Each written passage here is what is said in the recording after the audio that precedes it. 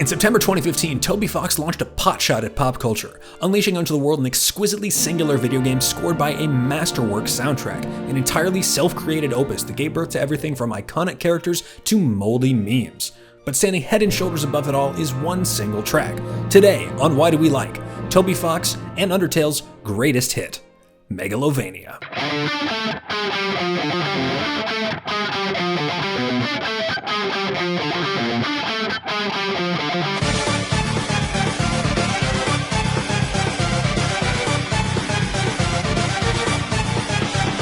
Hello and welcome back to Why Do We Like, a closer look at the content that captivates us. I'm your host, Grant Lease. By day, the director of development at Bill Burr's All Things Comedy. By night, I am also that, but I also have this channel, where I do deep dives into other types of content, into video games, music, and movies that I love, in hopes of figuring out why the things that I love work. And if you like what I'm doing here, there's no better way to show your appreciation than by liking, subscribing, commenting, or sharing with your friends. As we all know, the algorithm eats this stuff alive, and it's very easy to get lost in the din. But engaging with my content is a way to show the YouTube world that you like what I'm putting out, and by leaving comments, it's a way for me to see what you like, or maybe even don't like about what I'm doing. I'll take any feedback you got at this point. For me, it's exciting to see this all come together.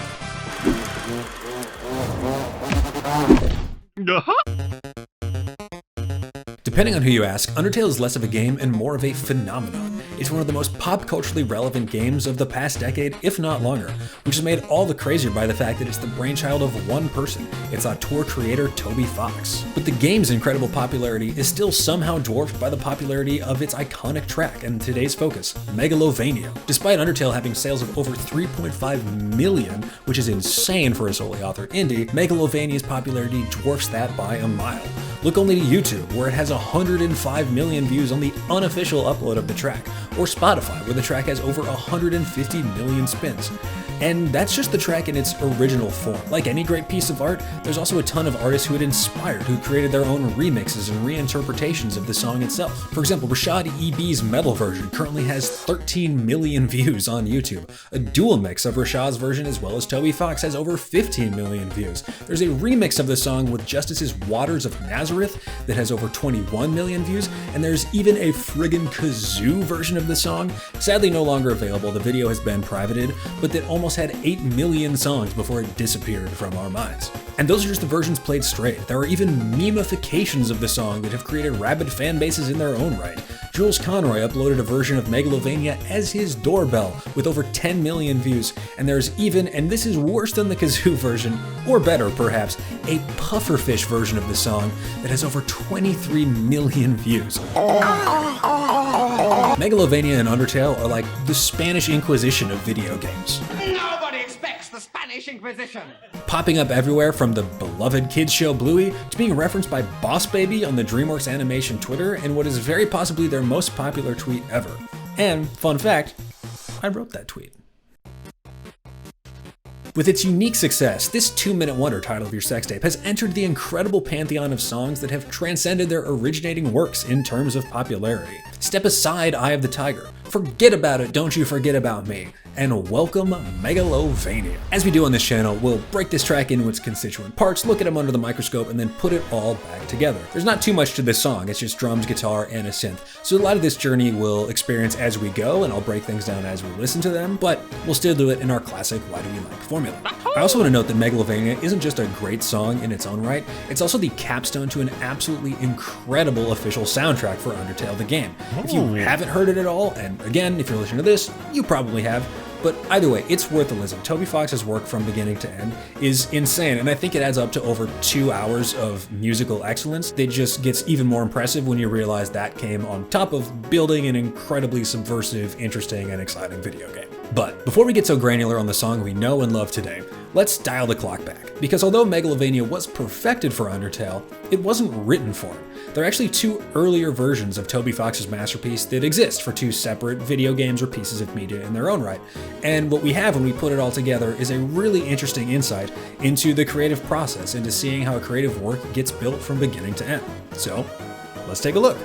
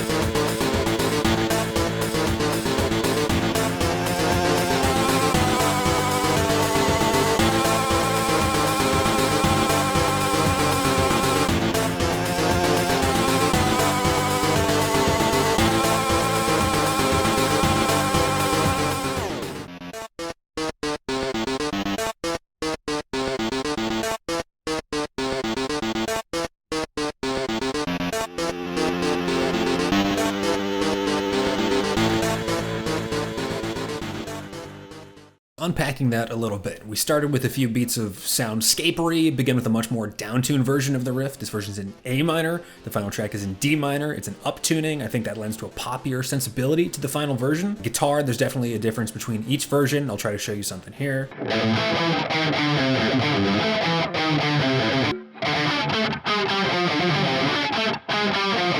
This version builds slowly. You probably saw me drumming along, doing the sort of dance rhythm, which is pretty unexpected relative to the final version, and it doesn't have that high voltage drop that the final version has. There's a lot of familiar stuff here, it's just in a lower quality sound font. If you haven't heard the word sound font before, go YouTube it. There's a lot of funny videos of like iconic songs. Metallica done in the Mario 64 sound font.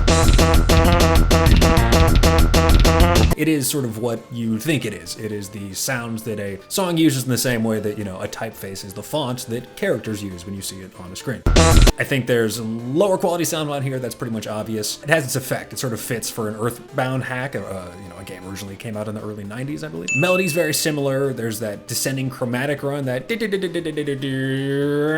least that's how it goes in the final version. This one's a little more chaotic. It's like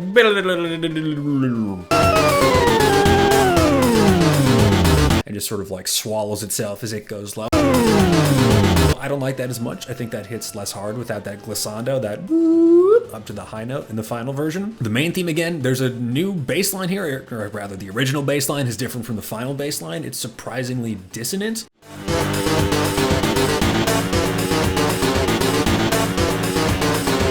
Artists use dissonance for a reason. They know how it sounds. They have ears just like you or I do, but it's there for a purpose. To me, this just isn't working. It's dissonance sort of in a unenjoyable way, which is obviously not what you want. I think better that this got revised out in future versions. It actually turns the bass line into more of its own little melody, which we'll see as we keep going here, and I think that works a lot better.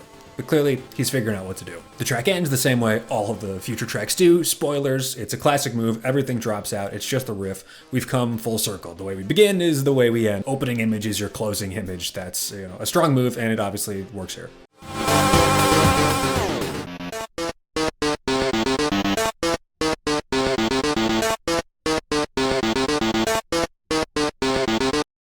So clearly in early draft. This version doesn't just lack the production quality of future versions, but a lot of the musical interest and hooks that Toby Fox ends up introducing as he goes.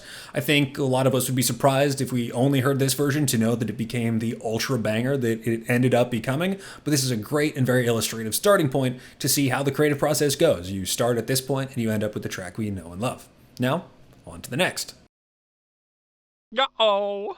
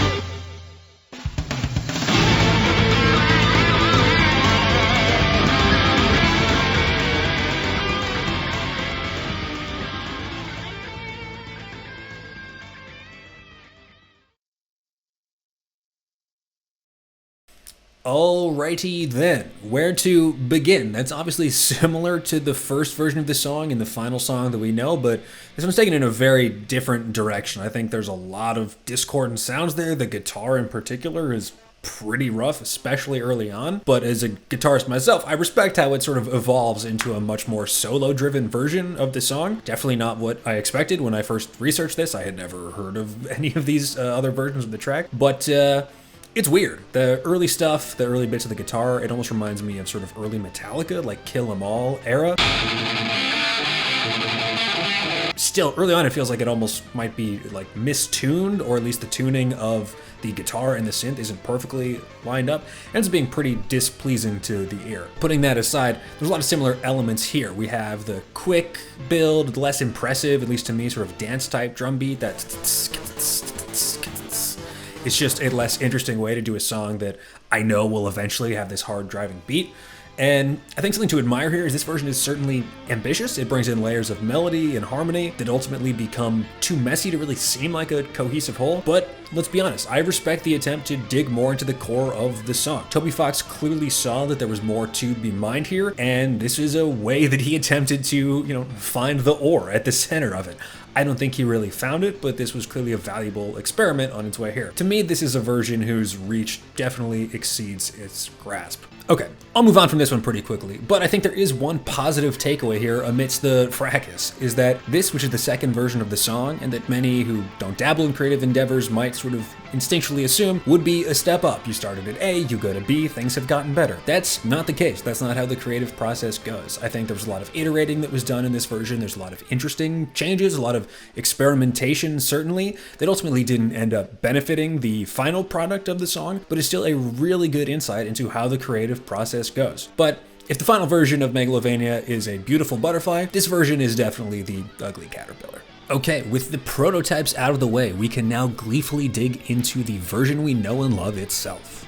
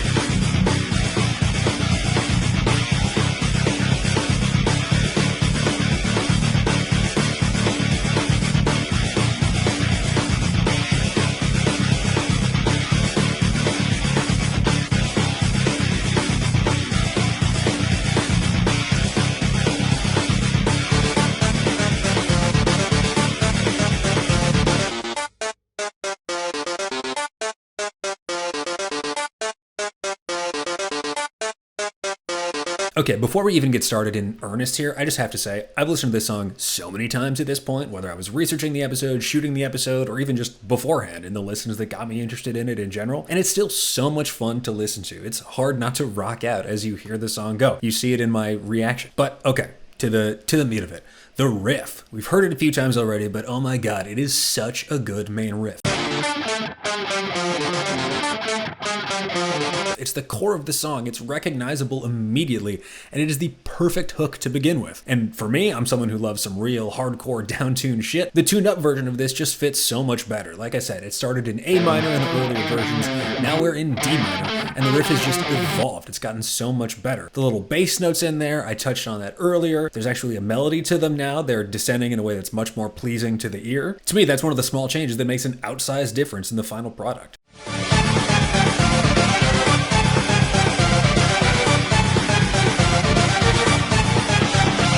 Okay, here at 16 seconds in already, we have a drop. This is the first time there's a drop. It turns that sort of slow build into this high voltage slap in the face. We bring in the rest of the instrumentation. We crank up the energy. It's barely been 16 seconds and this song already bangs. There's some changes to the actual production too. The main line from the synth shoots up an octave. It goes from more classic video gamey 8-bit polyphonic timbre to a real screaming lead, something you would hear in an actual 80s song. The drums come in now. They're absolutely pounding. It's a much more traditional driving beat, but it's actually syncopated. They play on sort of off notes, unexpected notes to keep your ear interested, to keep it from feeling rote.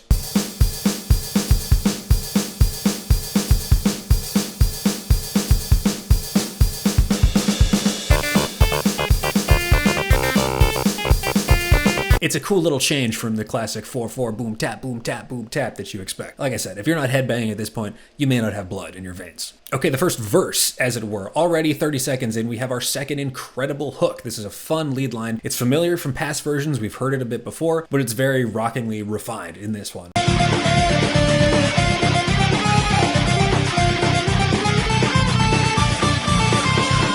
Okay, the verse builds a little more. There's even more layering now. There's a harmonized version of that same riff, of that hook.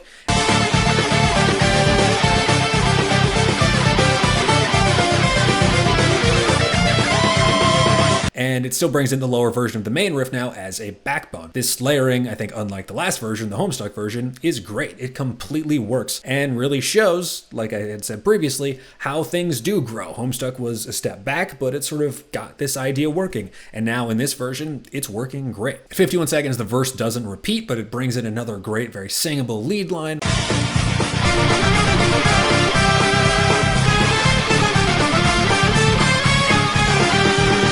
There's that little triplet run in there that I think just is great. Toby Fox has such a fun, and like I used fun in the actual word, like the meaning of delight and whimsy. He knows how to play with your expectations of rhythm and how to drop in tiny little touches like that that just sort of make you squeal with delight. At least me. I love the stuff like that. I think it elevates it. And it ends with that sort of thing we've heard a few times now. It's that great downward chromatic run where he hits all the notes, but this time it slides up at the end and hits that and just keeps the energy high. I love that. By the 1 minute mark, we've already had 3 amazing hooks. It's Hook City. Everyone is singable, everyone is memorable, and the hooks aren't just like this in this song. I think this is the case throughout the OST and why it's really worth your listening. Okay, now at this point we have a bridge, a sort of build-up section. The drum beat switches, it's more offbeat accents. It creates this really fun feeling of rising tension. We know it's going to pay off eventually, but for now, we're sort of along for the ride.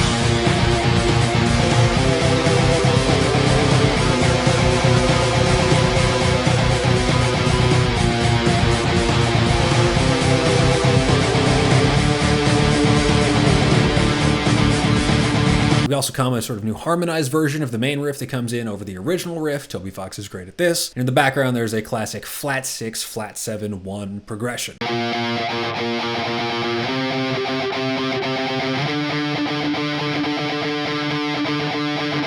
Also, want to flag at 144, there's this really cool melody panned all the way to the side. Keep your ear out for that, it's worth a listen. And then at 152, this section, we switch to a rhythmic sort of bass guitar, or rather bass notes from a sort of traditional guitar. This isn't being played on a standard bass, and it's really great. It's more syncopated guitar work. He's playing with the rhythms, not just on 1, 2, 3, 4. And this is the sort of thing that to me wouldn't be out of place in a modern metal or even like a gent song. Just more evidence of Toby Fox's incredible flair for rhythmic play. And that syncopation, what I love about it creates this sense of tension. Tension is something I talk about a lot on this channel, tension and release, and it just builds this sort of momentum, this energy that this whole section is built to execute on. So that, at this point, in 220, when the main riff returns, it bangs once again. And of course, like every other version, everything drops out but that main riff, but the lead.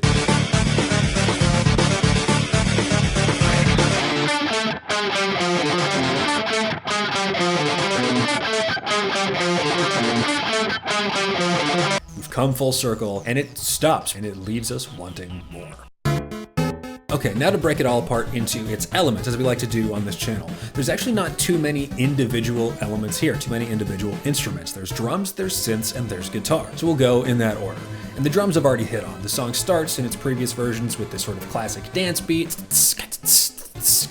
but I think that was very wisely replaced by a more traditional 4x4 sort of driving beat with syncopations, with accents on notes that you wouldn't necessarily expect. It creates this really fun, tense, stuttering, stop-start energy while still having this hard charging vibe that's exactly what you want out of the drums in a track like this. On the synth side, there's not too much else to be said. I mean, I mentioned as we went throughout it, this song, this final version is Hook City. It's not the synth per se, but they're being executed on the synths, and Toby Fox is a master of hooks. And even more so than that, he's a master of timbre. He's a master of finding these really fun sound fonts for the synths to play. The earlier version, the Earthbound Romhack, has these very shrill and at times even hard to listen to tones.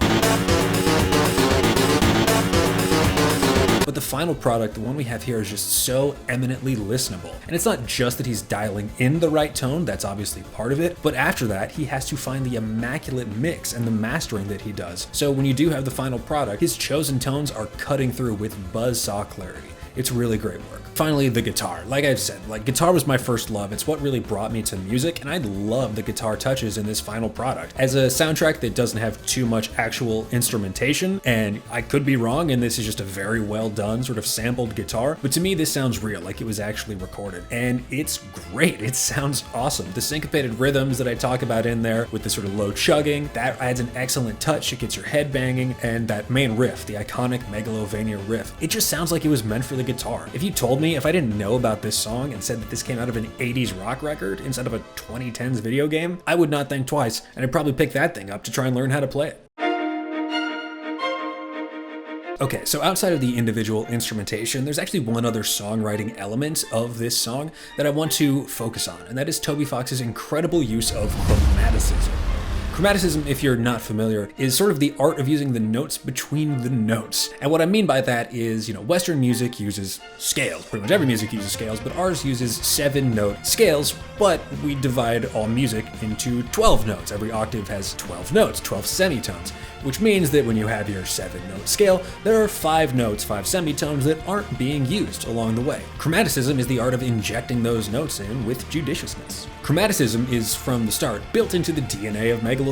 As we've heard in every version now, it has these chromatic notes, because Megalovania is using what's known as the blues scale, which adds a normally dissonant note, the flat fifth, into an otherwise ear-pleasingly simple scale.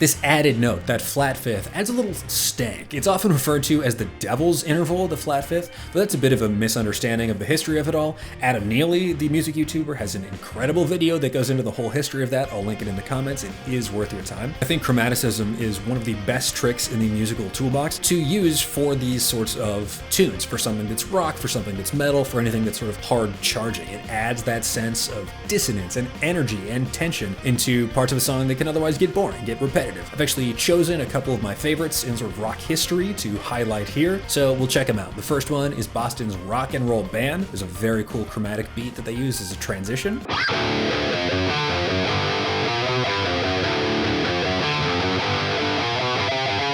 Then of course there's Slash's incredible outro solo in Paradise City.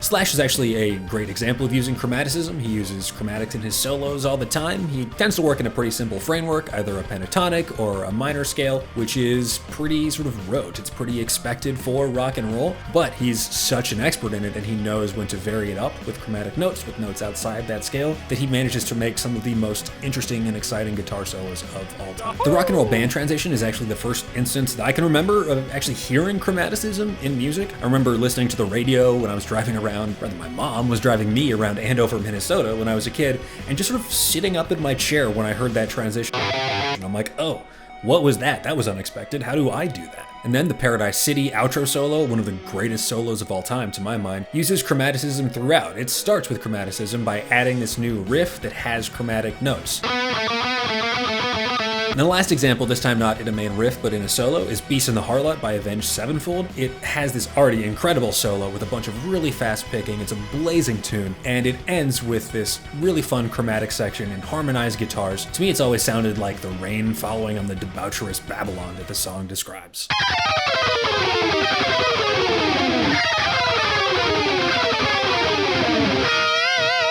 The other really two fun uses of chromaticism in Undertale, I sort of hit them as we went, but I want to highlight them here for a second, is you have that cool walk down riff that has the glissando up to the high note. I've tagged that before, here it is again. Then it's also used in the buildup of that fun, chugging, chromatic guitar section. It has this buildup of the flat 6, flat 7, 1, and in between that it's walking back down with chromatic notes. Here's that.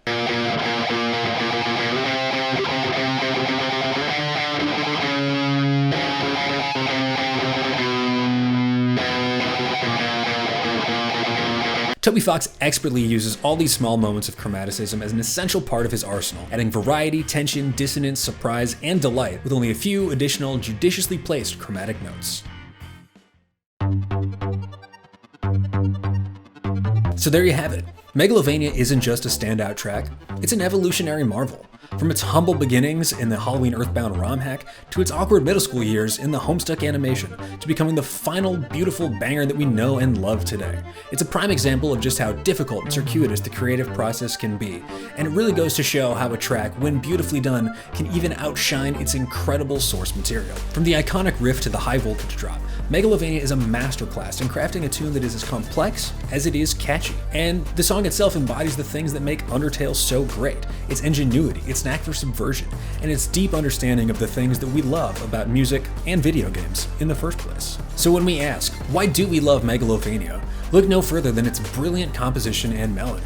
This is a track where every note, every moment is painstakingly considered. Toby Fox's mastery of rhythm, exemplified in its infectious hooks and its syncopated beats, delights from the first note to the last. Those hooks pull us in and make the track memorable even long after the game has been turned off. Furthermore, the song's climactic nature, mirroring its role as the final boss track in Undertale, delivers an experience that feels like the grand culmination of something, in a word that the internet has ruined, epic, of something great.